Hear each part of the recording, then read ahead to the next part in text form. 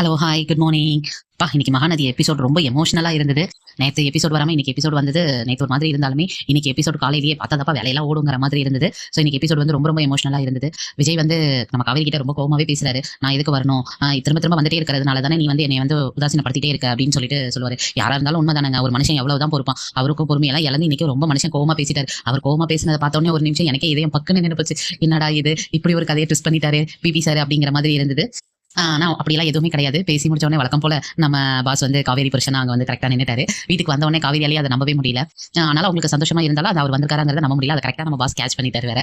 பாட்டி வந்து வருவாருன்னு இவ்வளவு நேரம் எதிர்பார்த்துட்டு இருந்தா, வந்துட்டதுக்கு அப்புறம் எதுவுமே பேசாம நிக்கிறீன்னு கேட்கும்போது, நம்ம விஜய் வந்து பாட்டி கிட்ட சொல்லுவாரு, அது ஒண்ணும் இல்ல பாட்டி, நான் வரேன்னு அவ தான் இத்தனை நாள் சொல்லிட்டு வராம இருப்பா. இப்ப நான் வரமாட்டேன்னு சொல்லிட்டு வந்திருக்கேன் உடனே அவளுக்கு அதிர்ச்சியா இருக்கு. அதான் வேற ஒண்ணும் இல்ல அப்படின்னு சொல்லிட்டு நம்ம பாஸ் அப்படியும் காவேரி விட்டு கொடுக்காம தயா பேசுறாரு. பக்கா ஹஸ்பண்ட் மெட்டீரியல் நம்ம பாஸ் அப்படிங்கிற மாதிரி தான் இருந்தது.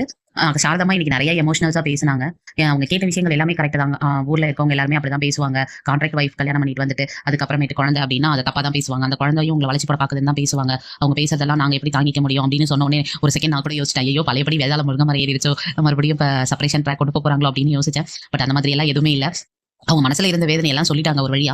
விஜயும் அவங்கள சமாதானப்படுத்துற மாதிரி பேசினாலுமே அவங்களுக்கு ஒரு பயம் இருக்க தானே செய்யும். ஏன்னா பாட்டியும் சித்தியும் அந்த மாதிரி ஒரு வேலையை தான் பண்ணி வச்சுட்டு போயிருக்காங்க.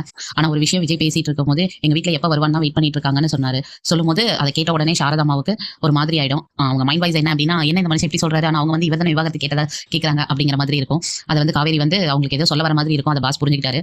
உடனே கேட்கும்போது நம்ம ப்ரமோல பார்த்தோம் இல்லையா, யாராவது உண்மையை சொல்லுங்களேன். நான் கூட நிவின் மூலியமா தாங்க இந்த உண்மை வெளியில வரும்னு ரொம்ப ஆர்வமா எதிர்பார்த்தேன். கடைசியில எதிர்பார்க்காத ஒருத்தர் மூலியமா உண்மை வெளியில வந்துருச்சு. ஆமாங்க, நம்ம பாட்டி தான் உண்மையை போட்டு உடைச்சிட்டாங்க. ஆக்சுவலா சாரதாமா உண்மையை சொல்ல, நம்ம பாட்டி தான் உண்மையை போட்டு உடைச்சிட்டாங்க. அதுக்கப்புறம் வேற வழியே இல்லங்கிறதுனால நம்ம சாரதாமா எல்லா உண்மையும் சொல்லிட்டாங்க. சோ இப்ப பாஸ்க்கு உண்மையெல்லாம் தெரிஞ்சிருச்சு. நாளைக்கு தான் அவங்க பாட்டி வீட்டுல போயிட்டு பேச போறாங்க. சோ இதுக்கப்புறம் எப்படி போக போகுதுன்னு தெரியல. எனக்கு தெரிஞ்சு விஜய் அங்க கோச்சிக்கிட்டு அங்கிருந்து இவங்க கூடயே வந்துருவாரா, இல்ல இங்க இருந்து காவேரி கூட்டிட்டு போறாங்களாங்கிறது அடுத்த வாரம் தான் வரும் போல இருக்கு. சோ வெயிட் பண்ணி தான் பார்க்கணும். இந்த வீடியோ உங்களுக்கு பிடிச்சிருந்துச்சுன்னா லைக் பண்ணுங்க, கமெண்ட் பண்ணுங்க, மறக்காம சப்ஸ்கிரைப் பண்ணுங்க. Bye by.